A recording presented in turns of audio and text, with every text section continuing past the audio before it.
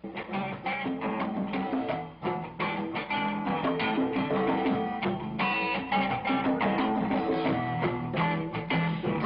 tuned for the Joan Quinn Profiles. As an editor for Andy Warhol's Interview, the Los Angeles Herald Examiner, LA Style, and Detour magazine, Joan covered the social set, the Hollywood hotshots, the international art scene, the mysteries of food, the excitement of travel, and the fabulous world of fashion. Joan continues to find creative people on the cutting edge who make things happen. Here's Joan Agajanian Quinn. Hi, I'm Joan Quinn, and welcome to the Joan Quinn Profiles. Waiting to be profiled are Robert Calhoun and Farley Granger. Actor, author Farley Granger was born and raised in California, Northern California. He was the only child of a socially prominent family.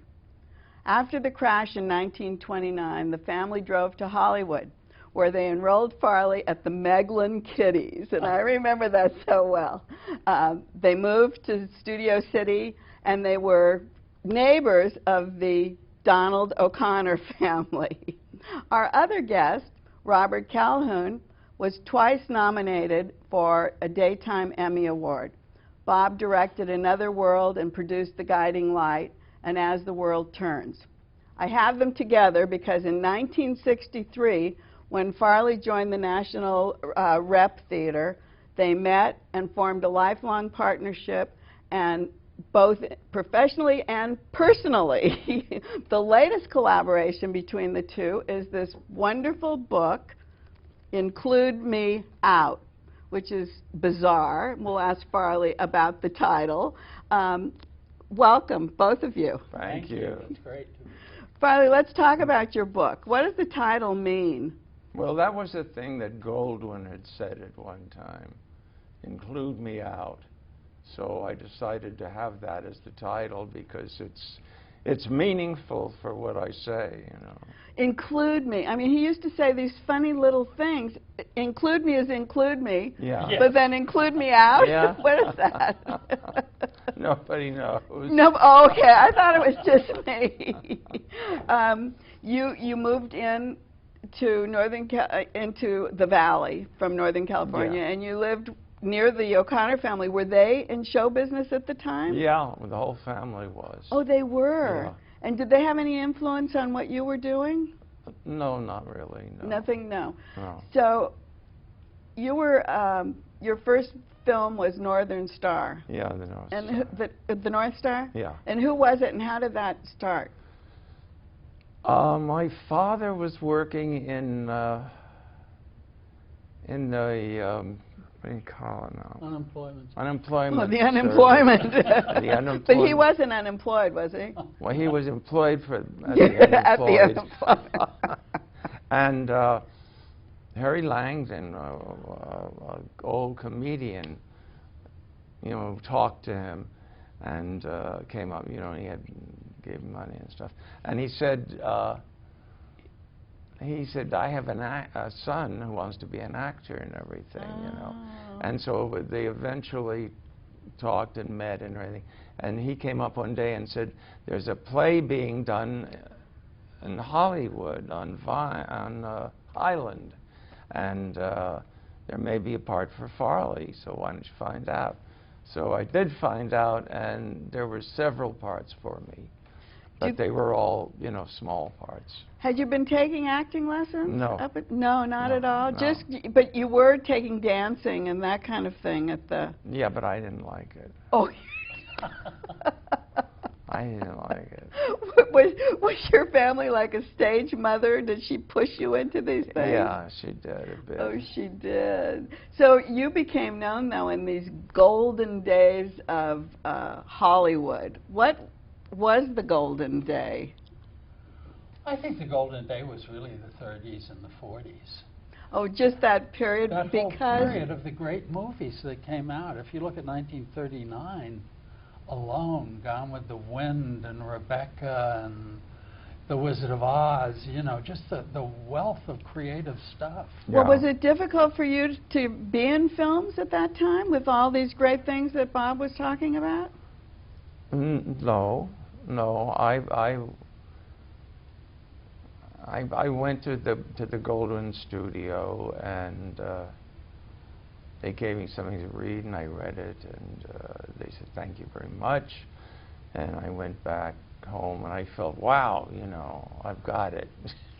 They said, don't call us, we'll call you. You And know, I he thought, believed them. And oh, that's what that was. You know? But you know, but then you did sign a contract with Goldwyn. Well, yeah, finally what happened was they called me back, and they had a man, Benno Schneider, from New York, and he was the kind of assistant to the director, and they said, but we've changed some of the script, so you go off and have lunch, look it over, and go back to Benno's office.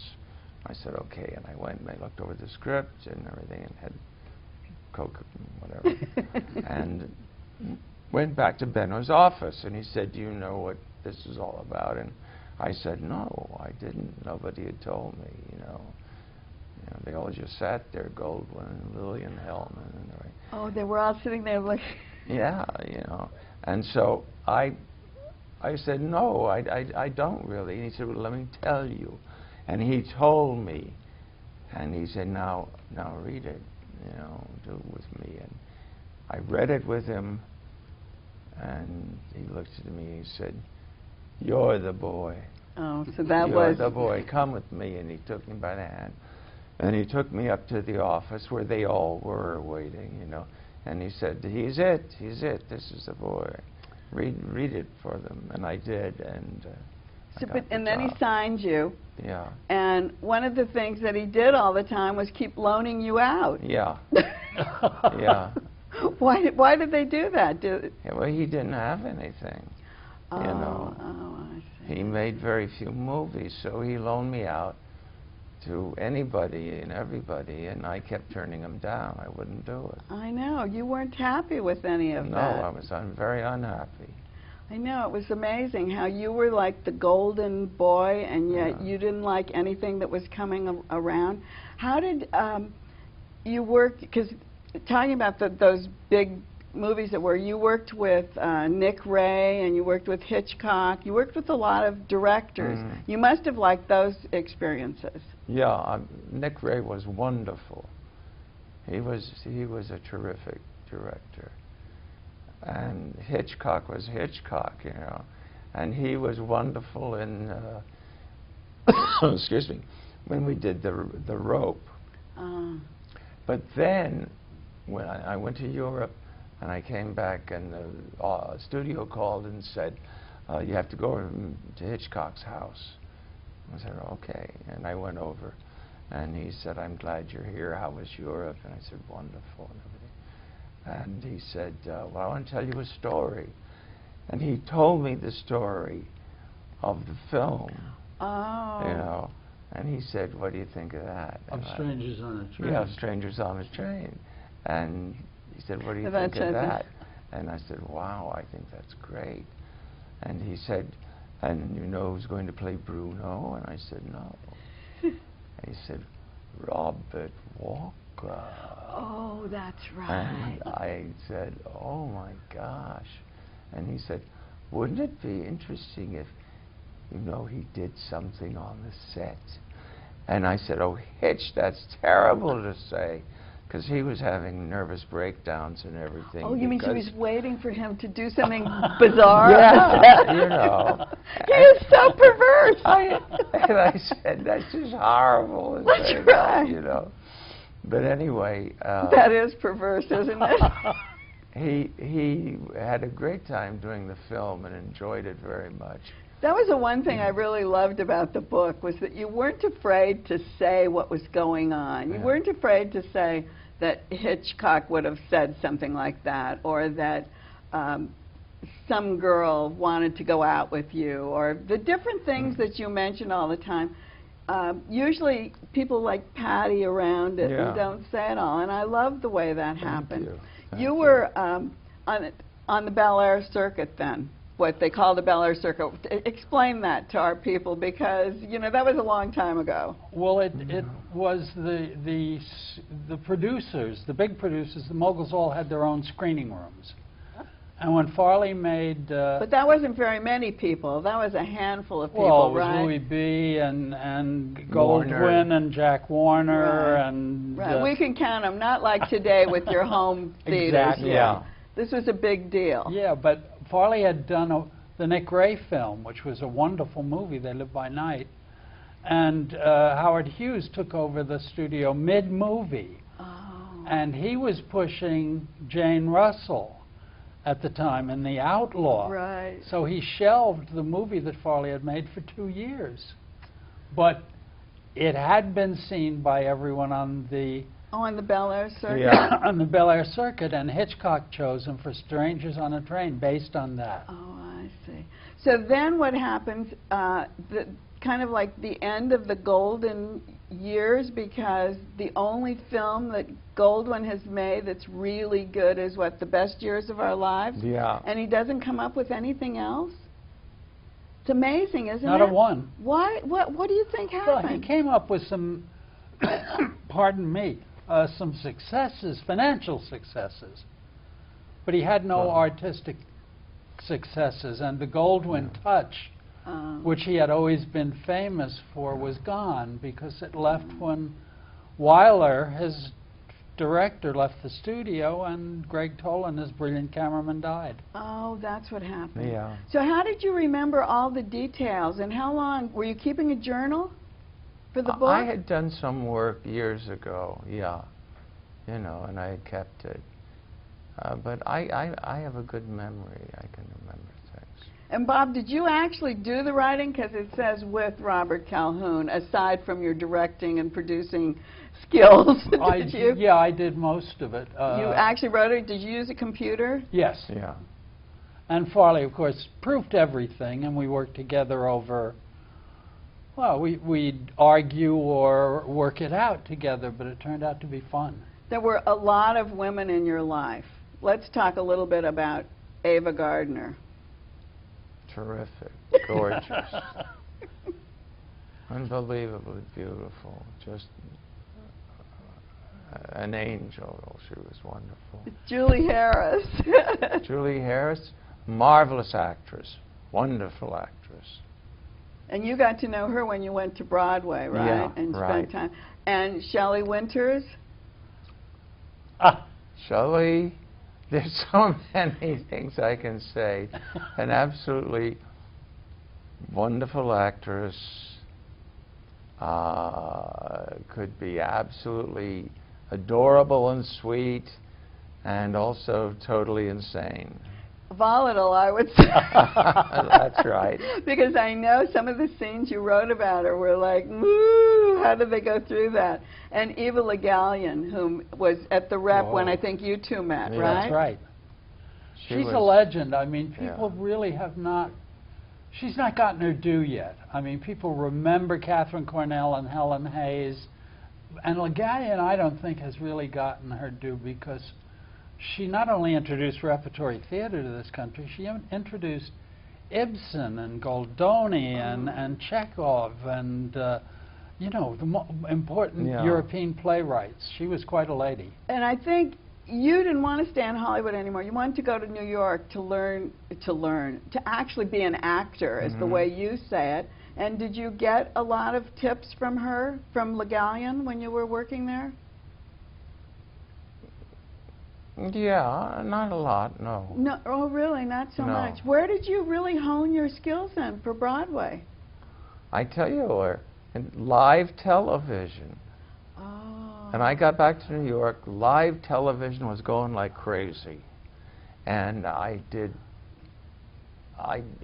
lined up like 4 shows in a week, you know, and it was crazy what I was doing.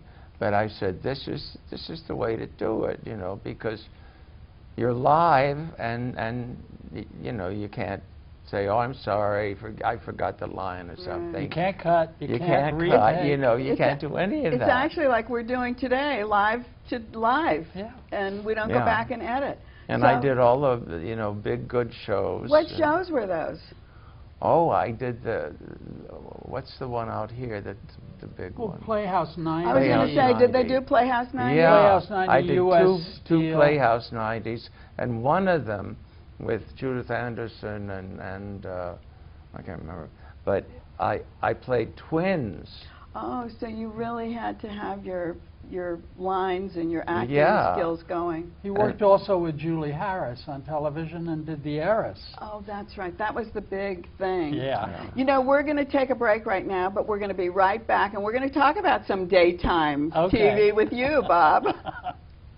We'll be right back.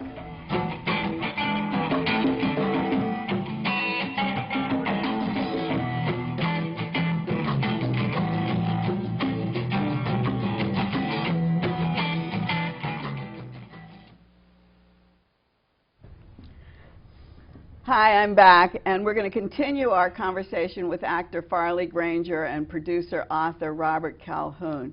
And they collaborated on this book that we've been talking about, excerpts from it. We've been jumping from the front to the back, Include Me Out. Bob, how did you decide, let's talk about the book for a minute, because it's done in acts. Did you decide to do Act 1, Act 2, Act 3? Well, that was the start of it, and his life fell into 3 acts because he was a movie actor, a television actor, and a stage actor, which was his final. Oh, I see. So it just seemed to work that way. And it reads so fast because all these little, I mean, it's like a page or 2 pages, like actor away, and a gauntlet for Mr. G. I mean, like this, and then just another page until you come to the next chapter. Yeah. So it's like such fast reading and so easy. I loved it. I'm sure everyone's telling you that. Well, I think that's what people like about it. Yeah. We both were very nervous about that format.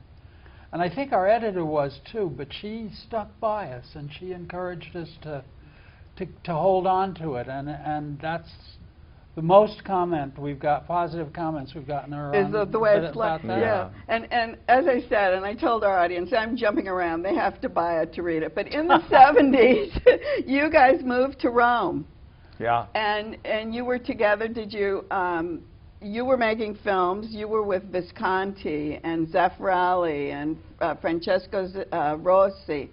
And what were you doing at the time? I did on a lot of the films that Farley worked on, I did dialogue directing. Oh. Because they dubbed everything, and a lot of the Italian actors needed help with the English. So they were doing it in English, or they were doing voiceovers? Or They were dubbing? doing it both. They did it every which way from Yeah. Sunday in Italy. Did they? Yeah. On Senzo, his big movie, he and Alida Valli did their scenes in English. Alida and Massimo Girotti did their scenes in Italian. And the man who played her husband and she, Albert Moog, did their scenes in German. Well, what did they do? Then you they came in, redubbed the then they whole called thing. Robert. Mr. Calhoun. But what was it like working with Luchino Visconti? It was terrific. He was absolutely marvelous. He wasn't a tyrant? He could be. Oh. He could be if he didn't like something. Yes. One evening in the villa, they'd come up from the studio because we were, slow, and it was night and it was raining, and we were in this beautiful entrance hall, and then there was a long hallway down, and there was a mirror and a table and flowers. And he was yelling at them and everything, and he stomped down this corridor and took the flowers out of the vase and threw them on the ground and stepped on them and yelled at them and scared them to death. They were trembling. I would call that a little bit. The flowers had wilted because it was the end of the day. And he there was was an mad area of about the that? shot he never shot in, but he used them to say, "How do you expect me to work like this with wilted flowers?" Mad. But he was a genius. He was great. He was wonderful. And Zeffirelli? Zeffirelli was his assistant. Yeah, did they work the same way? Did they get along? Oh, they got along then, yeah. Zeffirelli was also his lover. Yes, Yeah. I know that, but so did they get along? Just asking. They got along okay on the, on the set. And Zeffirelli was very good to me, very helpful in that L'Aquino really didn't speak English, so he would translate to me all the time. Franco spoke both languages, so that was good. But the thing, I was going to ask, did you have to learn, in the book you mentioned, you say a few words of Italian. Did you learn Italian while you were there? Yes, we both studied with a wonderful lady, and then I picked it up in the street. I loved street Italian. Because you were there for several years. Yeah. You talk about Visconti acting like that. Then when Zeffirelli went on his own to direct, did he also take those things that he learned from Visconti? Oh, sure. So he had a real good quality about him. Well, Visconti, nobody could top him. I mean, he was just the brilliant light of the theater and film and opera. Oh, and opera. He made Maria Callas. Exactly, that's right. I forgot about that. He was just unbelievable. And Rossi, who was also working with them, went out on his own. He was a brilliant director. He did films that are not well known in this country, but he did one called A Moment of Truth that was about a bullfighter with Linda Christian. Oh, yes. If you remember it, it was a wonderful film. So he went on to be a great director as right. well. Mm-hmm. Here we are in Rome. We're in Italy with all of these dazzling, gorgeous beauties, and they're all being thrown at Farley. Did you ever get jealous? Is that a bad question? But really, they were like wanting him to go out and be in public for publicity reasons, right? Yeah, I mean, sometimes I did. Sometimes I thought, no, I want to go to the party too. Or was it don't tell what's going on? Oh, you did. Didn't we take him anyway? Yeah, we took him. So we're at Act 3. Farley, you're living in New York. You're acting on the stage and in TV. Did you miss being in Los Angeles? No. Not at all? Not at all. And you were from New York. I was from New York, and when we got back from Italy, I stayed in Los Angeles, and Farley went back to New York. And you worked with Gordon Davidson. And I had opened the theater with Gordon in the 60s. Which was the music center of the Mark Taper Forum. And then I came back in the mid-70s after Italy. Oh, and Farley went back to New York, and I stayed here for a few years until I realized that I was in my mid-40s and had, 90 cents in the bank. And I thought, I have to get a job where I can make some money, and so I got into television. That's when you went back to New York to do daytime. That's okay, right. And we have this brilliant Emmy Award winner. Tell us how you did that. I mean, how did you know what to do? I just took to it, and I think the theater really had taught me a lot about it. And I hired wonderful actors. I mean, the actors that I hired on that show were not typical soap opera actors. I hired Julianne Moore. I hired Bill Fichtner. I hired people that all were real actors. So you think that by being on the stage and watching things that Farley was doing, being in movies, really helped you cast those plays? You recognized what a good actor was. Yeah, well, many soaps just cast people for prettiness, not for ability. Right, right. I wanted real actors. So As the World Turns got a Daytime Emmy. It's first in 35 years. Can you imagine? And how long were you working there? 2 years. And 2 years you were there, 35 years, they'd never been recognized. What do you think happened? I think the actors, and also I got a good writer, because a good writer is key in a soap opera. To pour out that 60 minutes of material every day, 5 days a week, is an incredible chore. So it was the combination of all of the above. So have you had any kind of negative feedback from the book, saying things that you shouldn't have said? Not one. No. Not one. No. We haven't seen everyone. Yes, we haven't. Do you both have the same friends in New York and L.A.?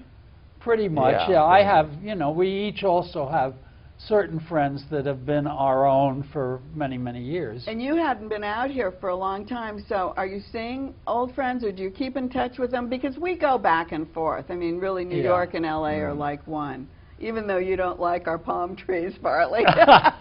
We're seeing one tomorrow night who was a director with us, and the other, Legallian directed, and a gentleman named Jack Sitta was a wonderful director who did Yeah. directed Farley and the Crucible, which was so successful. Oh, and before we leave, let's talk about the Warm Peninsula. You were on stage with our old friend, Larry Hagman. Yeah. That's a great story. Tell about, did you meet his mother, Mary Martin, at that time? Oh, yeah, yeah. And I ran into her a lot, and she was always very, very sweet, very, you know, very pleasant and charming. Who else was in that Warm Peninsula?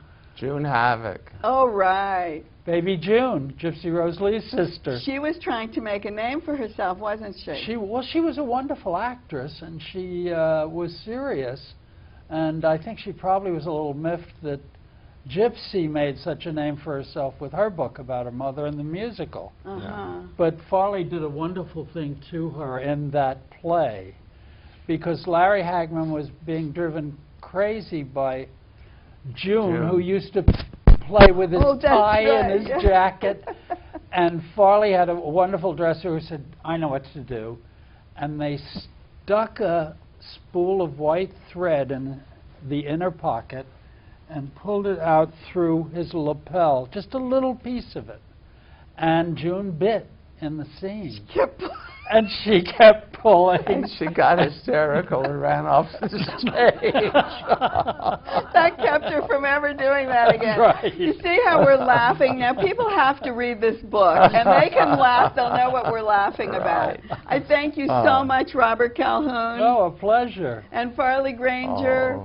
Oh, a pleasure indeed. Thank you for being with us, and thank you for watching our show today. Keep writing to 777 South Figueroa, 44th floor, Los Angeles 90017, and we'll see you next time on the Joan Quinn Profiles.